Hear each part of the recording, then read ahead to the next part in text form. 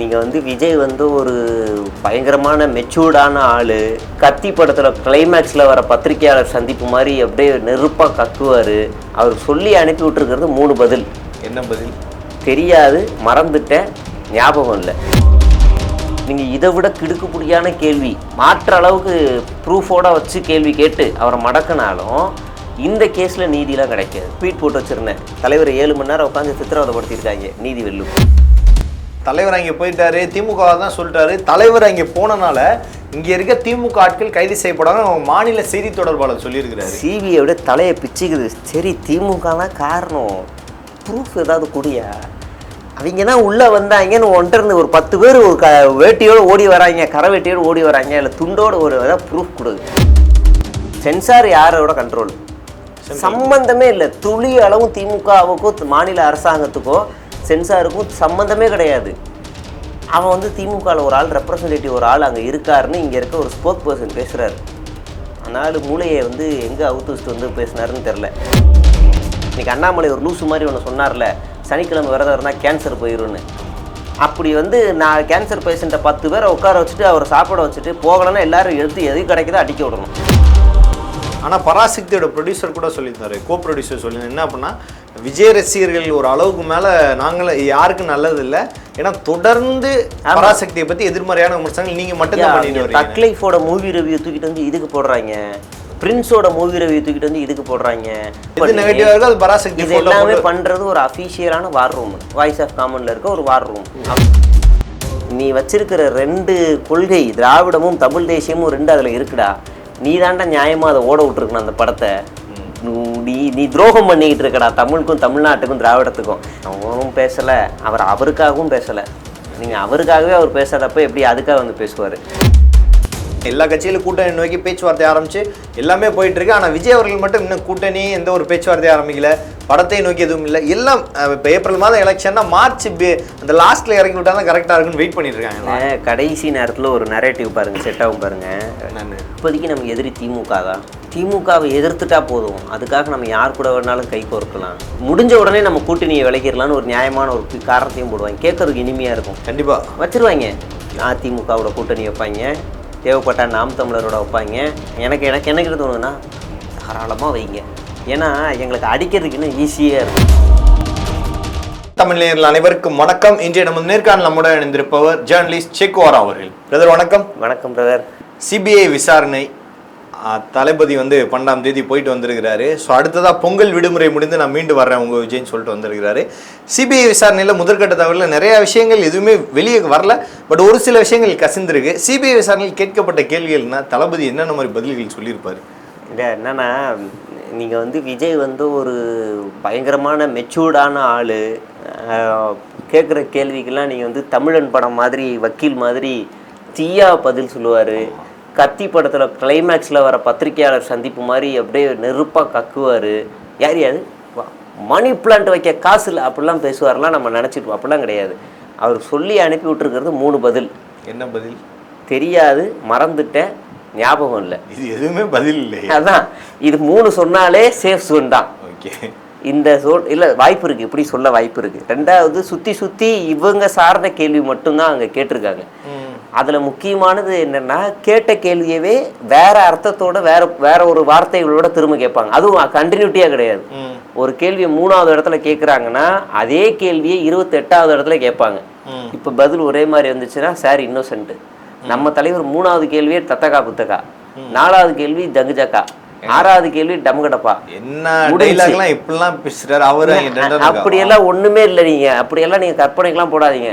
போட்டு வந்து கேள்வியே கேட்டாங்க, அள்ளு விட்டுருச்சு. அப்போ என்னன்னா, சரி நீங்கள் போய் கொஞ்சம் சாப்பிட்டு வாங்கன்னு அனுப்பிச்சிருக்காங்க. அப்படின்னா என்ன அப்படின்னே சாப்பாடு இப்பயே முடிச்சு விட்ருங்க. சரி போய் தொலைன்னு மறுபடியும் பொங்கலுக்கு அப்புறம் வாங்க, ஏதோ நல்ல நாள் எதுவோ மூட் அவுட் ஆக வேணான்னு சொல்லி திரும்ப வந்து பாசமாக சொல்லி அனுப்பிச்சிருக்காங்க. நீங்கள் இதை விட கிடுக்குப்பிடியான கேள்வி மாற்ற அளவுக்கு ப்ரூஃபோட வச்சு கேள்வி கேட்டு அவரை மடக்கினாலும் இந்த கேஸில் நீதிலாம் கிடைக்காது. ஓகே, நீதிலாம் ஒன்றும் கிடைக்காது.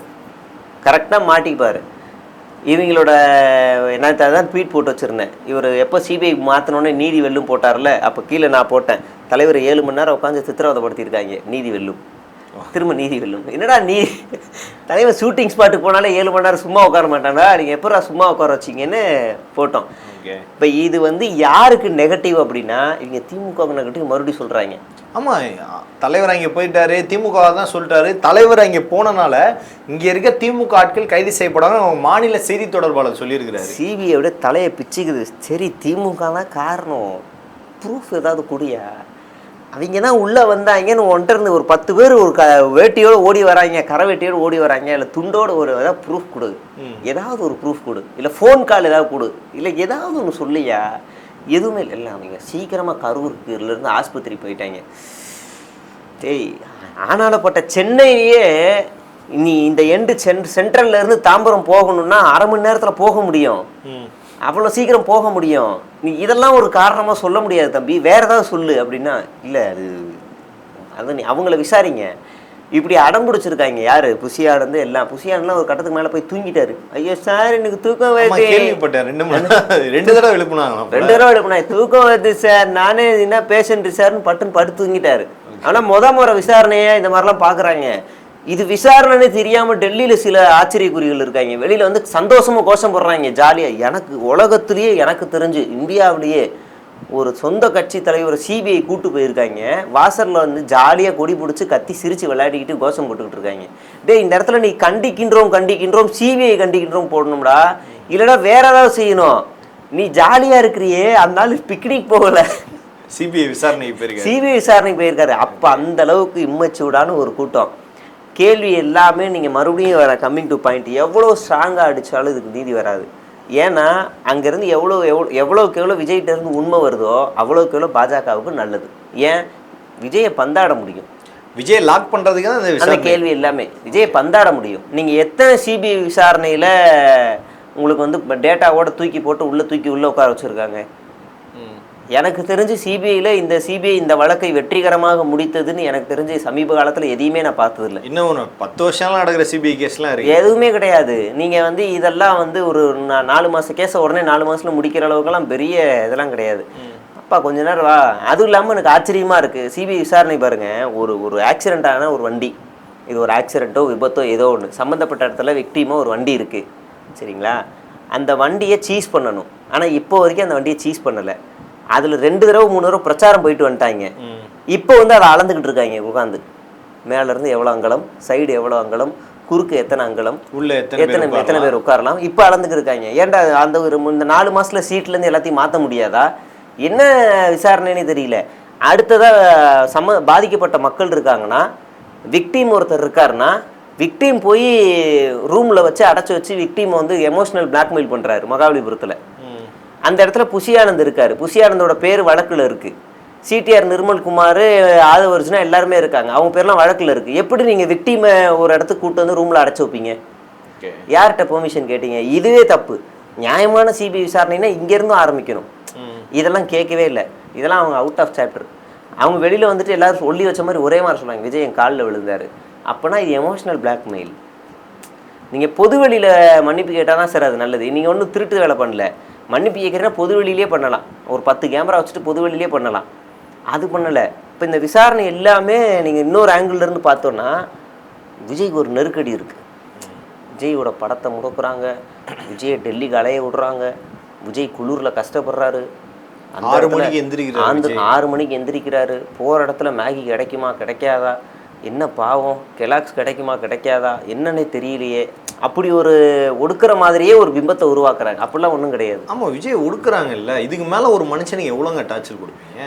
நீங்கள் வந்து ஜனநாயகன் படத்தில் படம் ரிலீஸ் ஆகிறத தாண்டி ஜனநாயகனில் விஜய் இருக்காருன்றதுக்கான ப்ரொமோஷன் நல்லாவே ரீச் ஆயிடுச்சு.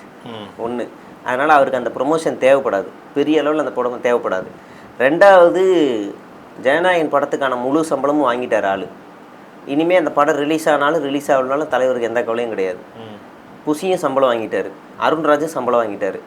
ஆல்ரெடி அவங்களுக்கு வந்து ட்ரெய்லரில் வந்துருச்சு மவுஸு. நீங்கள் அப்படியே வந்து இப்போ யாருக்கு நஷ்டம் அப்படின்னு பார்த்தா, துண்டை போட்டு தேட்டர் உரிமையாளரும் ப்ரொடியூசரும் தான் உட்காரணும். KVN production. ஆமாம், 2 பேர் தான் உட்காரணும். ஏன்னா அவங்க தான் இப்போ பிரச்சனை, அவங்க தான் நியாயமாக உட்காரணும். ஆனால் இவர் என்னமோ கஷ்டப்படுற மாதிரி, இவர் என்னமோ பாதிக்கப்பட்ட மாதிரி அப்படியே சித்தரிக்கிறாங்க. பாவண்டா கேவிஎன் அவங்க தாண்டா அவங்க 250 கோடி 300 கோடி போட்டு உட்கார வச்சுருக்காங்க. அது இல்லாமல் தேட்டர் உரிமையாளர். இப்படி ஒரு பெரிய படம் வருதுன்னு பல அட்வர்டைஸ்மெண்ட்டெல்லாம் வாங்கி வச்சுட்டு திடீர்னு வரலன்னொடனே திரும்ப கொடுக்க வேண்டியது. அவங்க பாதிக்கப்பட்டிருக்காங்க. அவங்களுக்காக எவனுமே பேசலை. விஜய் பாவம், விஜய் இது மாதிரி இருக்கார் அப்படியே சித்தரிச்சுட்டு இது பண்ணுறாங்க. சரி, இவர் உண்மையிலேயே கஷ்டப்படுறாரு அப்படின்னா யாரால் கஷ்டப்படுறாரு? இங்கே சென்சார் யாரோட கண்ட்ரோல்? சம்பந்தமே இல்லை. துளி அளவும் திமுகவுக்கும் மாநில அரசாங்கத்துக்கோ சென்சாருக்கும் சம்மந்தமே கிடையாது. அவன் வந்து திமுகவில் ஒரு ஆள் ரெப்ரசன்டேட்டிவ் ஒரு ஆள் அங்கே இருக்காருன்னு இங்கே இருக்க ஒரு ஸ்போக் பர்சன் பேசுகிறாரு. அதனால் மூளையை வந்து எங்கே அவுத்து வச்சுட்டு வந்து பேசுனாருன்னு தெரில, அப்படியே பேசுகிறாரு. அதை நம்புகிறாங்க. அண்டார்டிகாவில் பனிப்பாறை உடையிறதுக்கு காரணம் தமிழ்நாட்டில் வெப்பநிலை அதிகமாகுது அப்படின்னா இவன் நம்புவாங்க, உண்மையிலே நம்புவாங்க. பூமி இவ்வளோ நாளாக இவ்வளோ கிலோமீட்டரில் சுற்றிக்கிட்டு இருந்துச்சுல்ல, இப்போ திடீர் அதிகமாக சுற்றுனதுக்கு காரணம் வேங்கை வயலில் அந்த தொட்டி இடித்ததுனால தான் அப்படின்னு கூட நம்புவாங்க. சும்மா ஒரு 4 டேட்டா இழுத்து விடுங்களேன். நீங்கள் ஏதாவது ஒரு டேட்டாவோட பேசினா போதும், கண்ட மேனிக்கு பேசினா போதும் நம்பிடுவாங்க. இன்றைக்கி அண்ணாமலை ஒரு லூசு மாதிரி ஒன்று சொன்னார்ல, சனிக்கிழமை விரதம் இருந்தால் கேன்சர் போயிடும்னு. அப்படி வந்து நான் கேன்சர் பேஷண்ட்டை 10 பேரை உட்கார வச்சுட்டு அவரை சாப்பிட வச்சுட்டு போகலன்னா எல்லாரும் எடுத்து எது கிடைக்குதோ அடிக்க விடணும். அண்ணாமலை மும்பைக்கு போய் பேசி அவங்க மும்பை முதலமைச்சர் அண்ணாமலை பெருசா எடுத்துக்க வேணாம், அவர் பேசுற ஃப்ரீயா விட்டு போங்க, அவருக்கு இன்னும் தெரியாதுன்னு சொல்லி ட்வீட் போட்டிருக்காங்க. காலை வெட்டு தாக்குற வந்து காலை விட்டு. அப்போ இந்த மாதிரி லூசுத்தனமான டேட்டாஸ் எல்லாம் இவங்க பேசுவானுங்க. நீங்கள் என்ன வேணாலும் பேசுவாங்க. அப்போ இதெல்லாம் நீங்கள் இந்த கூட்டம் இந்த பக்கம் நம்பும். சென்சார் வந்து இவங்க கண்ட்ரோலில் தான் இருக்குது அப்படின்னா நம்பும். எல்லாமே நம்புகிறாங்க. அப்போ இவங்களை வச்சுக்கிட்டு நம்ம ஒன்றுமே பண்ண முடியாது. இவங்க சொல்கிற நெரேட்டிவும் நம்பப்படுது. ஆனால் இதுக்கு முக்கியமான காரணம் என்னென்னா, பாஜக செட் பண்ணுறது விஜய் வந்து ரொம்ப கஷ்டப்படுறாரு, தமிழக அரசால் அவர் வந்து ரொம்ப ஒடுக்கப்படுறாரு. அப்படியே அவர் ஒரு சிம்பத்தி கிரியேட் பண்ணி அவர் ஒரு பெரிய லீடர் ஆக்கிறதுக்கு இங்கே ப்ரொமோஷன் வேலை நடக்குது.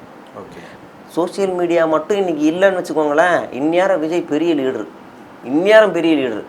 நல்ல வேலை சோசியல் மீடியா இருக்குது, அதில் நம்மளை மாதிரி ஆளுங்க இருக்காங்க. அதுதான் அவருக்கு ஒரு பெரிய தலைவலி. சோசியல் மீடியானால தான் விஜய் பிம்பம் மறைக்கப்படுதா? ஆமாம். ஏன்? சோசியல் மீடியாவில் தானே அவங்க எல்லாரும் கட்சியை நடத்துகிறாங்க. இப்போ வரைக்கும் சேர்த்த எல்லாருமே சோசியல் மீடியாவில் தானே எல்லாருமே. செங்கோட்டையன் நாஞ்சில் சம்பத்தை தவிர்த்து மீதி எல்லாருமே சோசியல் மீடியா இன்ஃப்ளூயன்சர்ஸ் தான். ராஜ்மோகன், சிடிஆர், ஆதவர்ஜினால சோசியல் மீடியா தான். அருண்ராஜில் ரெண்டுமே கிடையாது. அப்புறம் லயலாமணி சோசியல் மீடியா, ரமேஷ், அனந்தஜித்து.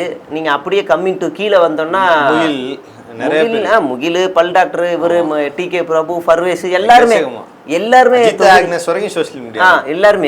நீங்கள் இவங்க ஒரு ஈவெண்ட் மேனேஜ்மெண்ட்டை வச்சுக்கிட்டு இவங்க வந்து சோசியல் மீடியாவில் ப்ரமோட் பண்ணிகிட்டு இருக்காங்க.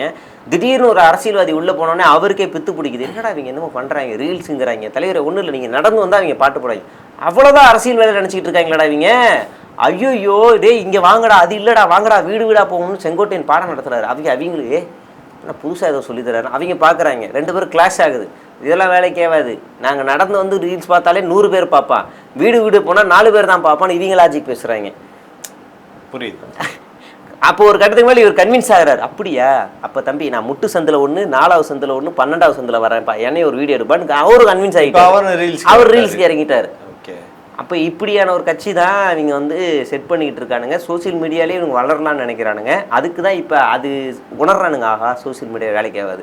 அப்போ இது கீழே ஜனங்க மத்தியில் கொண்டு போகணும்னா பார்ப்போம், இவர் வந்து ஒரு ஒடுக்கப்படுறாரு, கஷ்டப்படுறாரு, ஜெயநாயகன் படத்தை ஒடுக்கிட்டாங்க அப்படின்னு ஒரு பிம்பம். உண்மையிலே ஜெயநாயகன் சிவகார்த்திகேயனோட பராசக்தியோடு வந்திருந்தா படம் அட்டு ஃப்ளாப் ஆகிருக்கும். அட்டு ஃப்ளாப் ஆகிருக்கும். ஏன்னா நான் வந்து குறைச்சி மதிப்பிடலை, 2 படத்தையும் பார்த்துருப்பேன். ஏன்னா இந்த படம் அரசியல் பேசுகிற படம். நீங்கள் சமீப காலமாக தமிழ்நாட்டில் ரிலீஸ் ஆகிற ஆக்ஷன் படத்துக்கு எல்லாத்துக்கும் எதிர் அரசியல் அதிகமாக போக ஆரம்பிச்சிருச்சு, எதிர் விமர்சனம் அதிகமாக போக ஆரம்பிச்சிருச்சு. அப்போ இப்போ இங்கே மக்கள் இல்லாமல் மாற ஆரம்பிச்சிட்டாங்க. வன்முறை இருந்தாலும் அதில் ஒரு அரசியல் இருக்குன்னு நினைக்கிறான். அதனால தான் பைசனை தூக்கி பிடிக்கிறான். அப்போ ஒருத்தனை போட்டு நீ வெட்டுறனா அது உன்னோட பர்சனல் வெஞ்சன்ஸ்க்காக இருக்கக்கூடாது, உன் சமூக வெஞ்சன்ஸாக இருக்கணும் அப்படின்னு ஒரு படம் சொல்லுதுன்னா அதை ரசிக்கிறான். ஆனால் பராசக்தியோட ப்ரொடியூசர் கூட சொல்லியிருந்தாரு, கோ ப்ரொடியூசர் சொல்லியிருந்தாரு என்ன அப்படின்னா, விஜய் ரசிகர்கள் ஒரு அளவுக்கு மேலே நாங்களே யாருக்கும் நல்லது இல்லை, ஏன்னா தொடர்ந்து பராசக்தியை பற்றி எதிர்மறையான விமர்சனங்கள் நீங்கள் மட்டும்தான் பண்ணிட்டு வரீங்க. தக் லைஃபோட மூவி ரிவ்யூ தூக்கிட்டு வந்து இதுக்கு போடுறாங்க, பிரின்ஸோட மூவி ரிவ்யூ தூக்கிட்டு வந்து இதுக்கு போடுறாங்க, பழைய படம் சுறா படத்தோட மூவி ரிலீஸ் வந்து இதுக்கு போடுறாங்க. எங்கெங்கயோ இருக்க மூவி ரிலீஸ்லாம் கட் பண்ணி நெகட்டிவா இருக்கு அது பராசக்தி இது எல்லாமே பண்றது ஒரு அஃபீஷியலான வார் ரூம். வாய்ஸ் ஆஃப் காமன்ல இருக்க ஒரு வார் ரூம். அஃபீஷியலாவே ஒரு நரேட்டிவ் செட் பண்றானுங்க. நீங்க 8 மணி நேரம் வேலைக்கு போய் குடும்பத்தை காப்பாத்துறவனுக்கு இதெல்லாம் ஒரு வேலையா? ஒரு படத்தை போய் ஒடுக்கணுங்கிறலாம் ஒரு வேலையா? அது பண்றானுங்க. நான் தான் கேட்குறேன். இப்போ ஒரு பையன் விஜய் ரசிகர், காலையில் அவன் ஸ்கூலுக்கு போகணும், காலேஜ் போகணும், வேலைக்கு போகணும், சாயங்காலம் வரணும், இன்னொரு வேலை இருக்குது. இதுக்கு இடைப்பட்ட காலத்தில் இந்த படத்தை ஒடுக்கணும் அப்படின்னு வெறி பிடிச்சி அவன் இருப்பானா? சாத்தியமா இல்லை. இப்போ அவனுக்கு ஒரு 15,000 சம்பளம் கொடுத்து இதான் வேலைன்னா என்ன செய்வான்? வேலை தான், அதான் செய்வான். அப்போ இது வந்து ஒரு வியாபாரமாகவே பண்ண ஆரம்பிச்சிட்டாங்க. தனியாக அன்அஃபீஷியலாக வார்ரூமே விர்ச்சுவல் வாரியர்ஸ் தனியாக பண்ணுறாங்க. நீங்கள் ஒன்றும் இல்லை, நீங்கள் இந்த இடத்துல மட்டும் இந்த டீம் பண்ணாது. நாளைக்கு வந்து இந்த இன்டர்வியூவை வந்து நெகட்டிவ் பண்ணணும் அப்படின்னா அதுக்காக அவனுக்கு என்ன வேணாலும் பண்ணுவானுங்க. கலைஞர் கூட அந்த படத்தில் ஒரு சீனில் கலைஞர் பிளேஸ் பண்ணியிருப்பாங்க. யாரா அவன் பகலில் கூலிங் கிளாஸ் போட்டு உட்காந்துருப்பான் அப்படின்ற மாதிரி தொடர்ந்து மீம் போடுறானுங்க. இவங்களுக்கு வந்து இப்போ புரியாது. இன்னும் ஒரு 5 வருஷம் கடந்து வந்ததுக்கப்புறம் தான் அவங்களுக்கு மெச்சூரிட்டினா என்னன்னு தெரியும். தப்பு பண்ணிட்டோம், அன்றைக்கி அப்படி பேசியிருக்கக்கூடாது, போயிட்டு அந்த ட்வீட்டெல்லாம் டெலீட் பண்ண வேண்டிய நிலைமை கூட வரும். அப்போ தான் யோசிப்பாங்க தப்பு பண்ணிட்டோம் அப்படின்னு. இவங்க அண்ணாவை ட்ரோல் பண்ணுறாங்க. அதுதான் கொடுமை. அவங்க அண்ணாவே உன் கட்சிக்கும் அவர் தான்டா வழிகாட்டின்னு வச்சுருக்காரு, அவரை நீங்கள் ட்ரோல் பண்ணுறீங்கடா அப்படின்னு. என்ன டைலாக்கை தூக்கிட்டாங்களா அப்படிங்கிறாங்க. டேய், உன் கட்சிக்கு அவர் தான்டா வழிகாட்டி. எந்த வருஷத்தை தூக்கி பிடிக்கிறியோ, எந்த வருஷம் உன்னோட ரோல் மாடலா வேணும் நீ பிரச்சாரம் போறியோ, வீதியா போறியோ, வீதியா 67 எங்க அந்த வருஷத்துக்கு சொந்தக்காரரே அவர் தான்டா. அவங்களுக்கு அந்த அளவு கூட மூளை இல்லை. ஓகே, பராசக்தின்றது ரெட் ஜெயின் இதில் டிஸ்ட்ரிபியூஷன், அது டிஸ்ட்ரிபியூஷன் பண்ணுறாங்களே என்னமோ தெரியல. தொடர்ந்து எல்லா தேட்டர்லையுமே திமுக ஒரு தீய சக்தி, திமுக ஒரு தீய சக்தி, டிவிகே பிரச்சாரம் பண்ணி விஜய் ஒன்று பண்ணட்டும். நான் வந்து தப்பு பண்ணிட்டேன், இது வரைக்கும் ஒரு 4-5 படம் ரெட் ஜெயினில் பண்ணிட்டேன், என் காசை திரும்ப கொடுக்கட்டும். சன் பிக்சர்ஸ்லேயும் ஒரு 4-5 படம் பண்ணிட்டேன், எனக்கு குற்ற உணர்ச்சியாக இருக்குது, இந்த இப்படி சம்பாரிச்ச காசு வேண்டான்னு சொல்லி கொடுக்கட்டும். கொடுத்துட சொல்லுங்க. அண்ணா பண்ண மாட்டாரு. ஏன்னா அவர் தெளிவா இருக்காரு. அண்ணா படம் வேற, அது வேற தெளிவா இருக்காரு. அப்ப கீழே இருக்கவங்க அப்படி பார்க்க மாட்டோமா? பார்க்க கூடாது. அவங்க அப்படி பார்க்க கூடாது. அண்ணாவை மட்டும்தான் பார்க்கணும். இது ரொம்ப இதுவா இல்ல, நான் கெட்டதா சொல்லிடுவேன். இது ரொம்ப அநியாயமா இல்லை இப்படி பண்றதுலாம். நீங்க அடுத்து பாருங்க, சிவகார்த்திகேயன் ஓப்பனா டிக்ளரா சொல்றாரு, இந்த மாதிரி இந்த படம் வந்து தீபாவளிக்கு தான் ரிலீஸ் ஆக வேண்டியது பராசக்தி, நாங்கள் அனௌன்ஸ் பண்ணிட்டோம். அப்புறம் திடீர்னு ஜனநாயகனும் தீபாவளிக்கு ரிலீஸ்ன்னு உடனே நான் பட்டுன்னு என்னால் முடிஞ்ச வரைக்கும் நான் ஃபோன் பண்ணி நம்ம பொங்கலுக்கு மாற்றிடலாம், அண்ணா படத்தோட நான் மோத மாட்டேன்னு சொல்லிட்டேன். உடனே இதை பொங்கலுக்கு மாற்றிட்டோம். திடீர்னு பார்த்தா ஜனநாயகனும் பொங்கலுக்கு மாறுது. திரும்ப மறுபடியும் நான் வந்து ப்ரொடியூசருக்கு அடித்தேன். அப்போ அவர் என்ன சொன்னார்னா, இல்லை சார், இது வந்து டிஸ்ட்ரிபியூஷன் சம்மந்தப்பட்டது, நிறைய டிஸ்ட்ரிபியூஷன்ஸ் வந்து நிறைய காசு போட்டிருக்காங்க, இதில் நிறைய சிக்கல் இருக்குது, இதை மாற்றுறது ரொம்ப சிரமம். சரி இருங்க, நான் போய் ஜெகன்கிட்ட பேசுகிறேன்னு ஜெகதீஷுக்கு ஃபோன் அடித்து இந்த மாதிரி வருது என்ன சார்னோடனே, இருங்க நான் அண்ணன்ட்ட பேசிட்டு வரேன்னொடனே அவன் போய் விஜய்கிட்ட பேசிட்டு வந்து, ஒன்றும் பிரச்சனை இல்லை சிவா, நீங்கள் பண்ணலாம், ரிலீஸ் பண்ணுங்கள், அதெல்லாம் ஒன்றும் இல்லை, 2 பேரும் சேர்ந்து ரிலீஸ் பண்ணலான்னு விஜய் சொன்னதா ஜெகதீஷ் சொன்னதா சிவகார்த்திகேயன் ஸ்டேஜில் அனௌன்ஸ் பண்ணுறாரு. ஆனால் சில பத்திரிகையாளர் சொல்கிறாங்களே, அவர் பெருந்தன்மை அப்படி தான் சொல்லுவார், உங்களுக்கு அறிவு இல்லையா அப்படின்னு கேட்டிருக்காங்க. இப்போ நம்ம திரும்ப கேட்போம், உனக்கு பெருந்தன்மை இருந்துச்சுன்னா என்ன எழுதுக்கு நீ வந்து சூப்பர் ஸ்டாரோட ரிலீஸ் பண்ண, என்ன இதுக்கு நீ கமல்ஹாசனோட ரிலீஸ் பண்ண, என்ன 6 படத்தை நீ கிளாஷ் பண்ண, உனக்கெல்லாம் அறிவு இருக்கா, நீ எதை திங்கிறன்னு நம்ம திரும்ப கேட்க முடியுமா? சினிமா சார், நீங்கள் என்ன வேணாலும் பண்ணுங்கள். எனக்கு வந்து ஓப்பனாக சொல்கிறேன், சிவகார்த்திகேயன் படத்தை அவர் ரசிப்பேனா இல்லை விஜய் படத்தை ரசிப்பேனா? விஜய் படம் தான் நான் ரசிப்பேன். எனக்கு இயல்பாக அதுதான் எனக்கு பிடிக்கும்னு வச்சுக்கோங்களேன். சில படங்கள் இவருக்கு பிடிக்கும், மெரினா, அப்புறம் மைனா, சில படங்கள் எனக்கு பிடிக்கும், மற்ற வருத்தப்பட வாடி பசங்க பிடிக்கும். மற்றபடி பார்த்தா எனக்கு விஜய் படம் தான் பிடிக்கும் அதிகமாக. ஆனால் எனக்கு இந்த கிளாஷ் வரும்போது எனக்கு இந்த பக்கம் தான் நிற்க தோணுது. ஏன்னா ஜனநாயகம் பக்கம் தான் நான் நிற்பேன். அது எப்படி ஒரு ஆள் வரும்போது நீ அவரை விடக்கூடாது, நீ அவர் தான் ரிலீஸ் பண்ணுவார்? அப்போ இதுக்கு பேர் பிறப்போக்கம் எல்லாம் இருக்கும் இல்லை தம்பி, இதுக்கு பேர் ஃபாசிசம். அப்போ நீ ஏன் படத்துலேயே ஃபாசிசம் வச்சுட்டு நீ அரசியலுக்கு வந்துட்டு நீ என்னத்தை பண்ண போகிற அப்படின்னு நம்ம கேள்வி இருக்குல்ல. ஒரு ஓப்பன் டிக்ளராக சொல்லிட்டாரு, எனக்கு cyber attack, paid promotion paid attack பண்ணுறானுங்கன்னு. இதுக்கெல்லாம் பதில் கொடுக்கணுமா இல்லையா? இங்கேருந்து எவனாவது ஒருத்தன், உனக்கு செய்தி தொடர்பாளர்னு ஒன்று வச்சுட்டீங்கல்ல கட்சிக்குள்ள, அவங்களாவது வந்து விடணும்ல. ஜனநாயகம் அப்படி பண்ண போகுது, பராசக்தி ஜனநாயகம் தான் அடிச்சு எனக்கு ஒன்றுமே.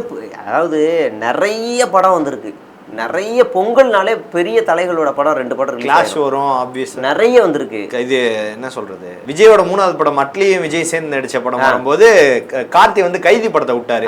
அப்ப கைதி ஓடுச்சு, ரெண்டுமே நல்லா ஓடுச்சு. எதுக்கு நீங்க இவ்வளோ வன்மமா இப்படி பேசிட்டு இருக்கீங்க? இப்ப பாருங்க, இந்த வாத்தியாரும் டிடிடியும் ரிலீஸ் ஆயிருக்கு. இப்ப அவங்களையும் போட்டு அரெஸ்ட் பண்ணுவீங்களா? அதுக்கு தான் ஃபர்ஸ்ட் ஷோ போவேன்னு சொல்லிட்டு இருக்காங்க ட்விட்டர்ல. என்ன இது என்ன நியாயம்? அப்போ இது தனிப்பட்ட முறையில் இவர் வந்து ஒரு திராவிடம் சார்ந்த ஒரு படம் எடுத்துட்டாரு. இது திமுக சார்ந்த படம் இல்லை, திராவிடம் சார்ந்த ஒரு படம். அல்ல திமுகன்ற ஒரு இது தீகா திராவிடம் ஒரு டைலாக் தான் வந்து சீன்ல. நீங்க வந்து அண்ணா சார்ந்த படம், அண்ணா திமுக. நீங்க அண்ணா உருவாக்குன அந்த திமுக, நான் வந்து அதிமுக சொல்லல, அண்ணா உருவாக்குன அந்த திமுக அந்த காலகட்டத்தில் நடந்த ஒரு போராட்டம். உண்மையிலே இதை பார்த்து நம்ம இன்ஸ்பயர் ஆகணும். அதை விட்டுட்டு நீங்க என்னடான்னா ஐயோ இதுல அண்ணா காமிச்சிட்டாங்க, இதில் வந்து தமிழ்ன்றாங்க. டேய், நீ வச்சிருக்கிற 2 கொள்கை, திராவிடமும் தமிழ் தேசியமும் 2 அதில் இருக்குடா. நீ தாண்டா நியாயமாக அதை ஓட விட்டுருக்கணும் அந்த படத்தை. நீ துரோகம் பண்ணிக்கிட்டு இருக்கடா தமிழுக்கும் தமிழ்நாட்டுக்கும் திராவிடத்துக்கும் சம்மந்தம் இல்லாமல் நீ எதிர்த்துக்கிட்டு இருக்கடா. அதுவும் ஒரு மங்குனியான ஒரு தலைவனை வந்து தலைவனுக்காக எடுத்துக்கிட்டு இருக்கடா. நம்ம பேச வேண்டியது. தலைவனே இதை டிக்ளேர் பண்ணியிருக்கணும், விடுப்பா நம்ம படம் அப்படின்ற மாதிரி தலைவன் தான் வந்து பேசியிருக்கணும். அவரும் பேசலை, அவருக்காகவும் பேசலை. நீங்கள் அவருக்காகவே அவர் பேசாதப்ப எப்படி அதுக்காக வந்து பேசுவார்? அவருக்காகவே பேசலை. ஜெயநாயகன் சென்சாருக்கு எதிராக அவரே முதல் குரல் கொடுக்கல. ரஜினி, கமல், ஜெயம் ரவி, சிம்பு, யாரோ குரல் கொடுக்குறாங்க. காங்கிரஸ் கட்சி தான் குரல் கொடுக்குறாங்க, முக ஸ்டாலின் குரல் கொடுக்குறாரு. இந்த ஆச்சரிய குறி 5 மணிக்கு எந்திரிச்சு விசாரணைக்கு போகுது. எனக்கு ஆச்சரியமா இருக்கு. இப்போ இவர் யாடா நம்புறீங்க அரசியலுக்கு வந்து இவர் தமிழ்நாட்டை காப்பாற்ற போறாருன்னு தோணுது எனக்கு. ஜனநாயகம் சென்சார் போர்டுக்கும் விஜய் சிபிஐ அட்டன் பண்றதுக்கு சம்பந்தம் இருக்கா? அது எல்லாமே ஒரே லாபி தானே. நீங்க வந்து சிபிஐ விசாரணை என்னைக்கு கூப்பிட்டாங்க? 12. அது எப்படி ஒரு 10 நாள் முன்னாடி தான் டேட் டிக்ளேர் பண்ணியிருப்பாங்க. ஜனநாயகன் படத்துக்கு சென்சாருக்கு எப்போ அமுச்சு விட்டாங்க? போன மாசம். சென்சார் வந்து போன மாசமே 18 அமுச்சுட்டாங்க. அப்போ உங்களுக்கு போன மாதம் 18ஆம் தேதி அமைச்ச படத்துக்கு இன்னும் கிளியரன்ஸ் வாங்க முடியலை. சிபிஐ கூப்பிட்டதுக்கு தனி விமானத்துக்கு நீங்கள் கிளியரன்ஸ் வாங்குறீங்க.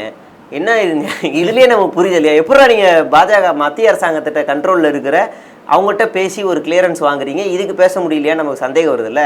அப்போ இதெல்லாம் ஒரே லாபி தான்.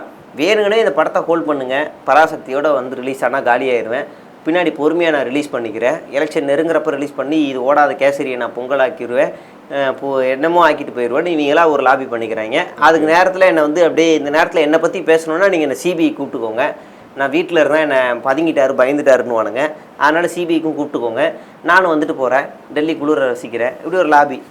அண்ணா எல்லாமே பாஜகவோட பிளான் பண்ணி வச்சுட்டாரு. பக்கா பிளான். அதெல்லாம் நீங்கள் வந்து கூட இருக்க ஆளுங்கள்லாம் பயங்கரமான பாஜகவோட நெருக்கமான ரொம்ப நெருக்கமான விசுவாசிகளாக சேர்த்துருக்காங்க. ஆமாம், எல்லாமே கூட இருக்க எல்லாரும் பாஜகவோட நெருக்கமான ஆள்.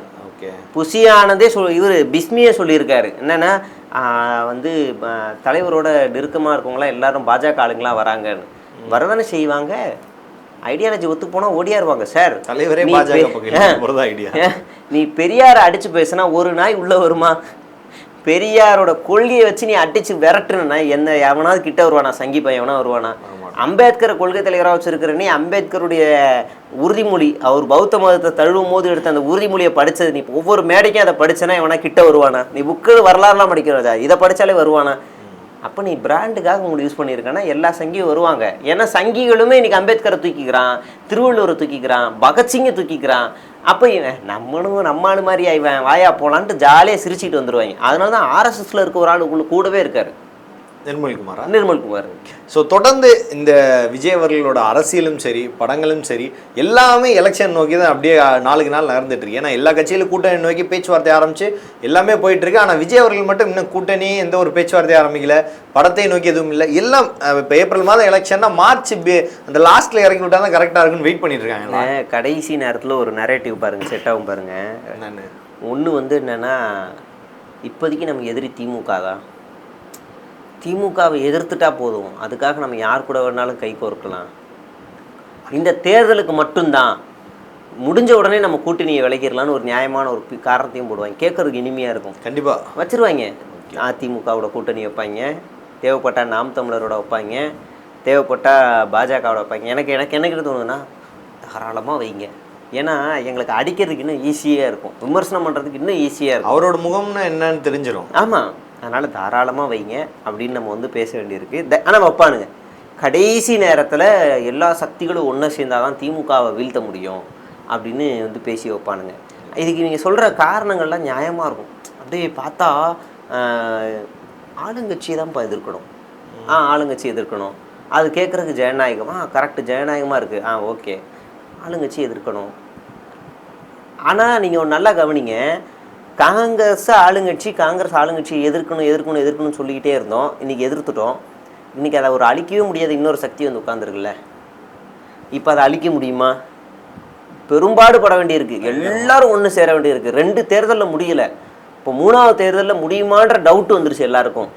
இப்போ அந்த சக்தி திரும்ப தமிழ்நாட்டுக்குள்ளே உட்கார வரப்போகுது.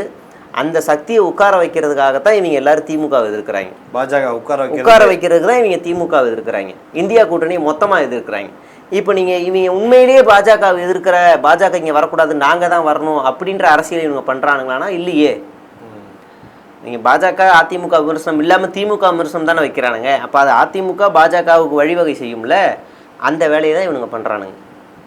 கடைசி காலகட்டத்தில் சொல்கிறானுங்க. இப்போ நீங்கள் எல்லாம் அந்த கூட்டணி ஜெயிச்சிருச்சு, விஜய் சிஎம் ஆகுங்கன்னு மோடி வந்து சொல்லுவாரா? அது சாப்பிட்டு ஓடி பனையூரில் படு ஓடு வெளுத்துருவேனான்னு சினிமா துறைக்கு அமைச்சர் போதுமா அப்போ அப்படின்னு அனுப்பிச்சி விட்ருவாங்க. மீதி என்ன அப்படின்னு மற்ற இவங்க எல்லாரும் சிஎம்மா எடப்பாடி பழனிசாமி 2.5 வருஷம் நீங்கள் சிஎம், 2.5 வருஷம் நாங்கள் சிஎம். பட் ஆனால் ஃபஸ்ட்டு நாங்கள் தான் சிஎம், அப்புறம் நீங்கள் சிஎம் அப்படின்னு வைங்க. 2.5 வருஷம் முடிஞ்சதுக்கப்புறம் எடப்பாடி பழனிசாமி போய் கேட்பார், சார் 2 வருஷம் முடிஞ்சிருச்சுன்னு. மகாராஷ்டிராவில் என்ன நடந்துச்சோ அதே தான். 2.5 வருஷம் நாங்கள் இருந்துட்டோம், மீதி 2 வருஷம் நாங்களே இருந்துக்கிறோம் போங்க அப்படின்னு மறுபடியும் அவரே இருப்பாங்க. ஆக மொத்தத்தில் பாஜக பர்மனண்ட்டுங்க. இதுக்காக தான் இவங்க மாங்குன்னு அதிமுகவும் விஜயும் வேலை செய்கிறாங்க. பாஜகவோட கைக்கூலி தான் விஜய் சங்கி புத்தியில் சங்கியாகவே ஊறி வந்துக்கிட்டு இருக்காரு. அவரும் விஜய் சங்கி தான். கூட இருக்க எல்லாருமே நீங்கள் வந்து சங்கியாக தான் வச்சுருக்காங்க. அது ஒரு குட்டி RSS கூட்டம் அது, அவ்வளோதான். ஓகே, பல்வேறு அரசியல் கேள்விகளுக்கு பதில் தமிழுக்காக மிக்க நன்றி.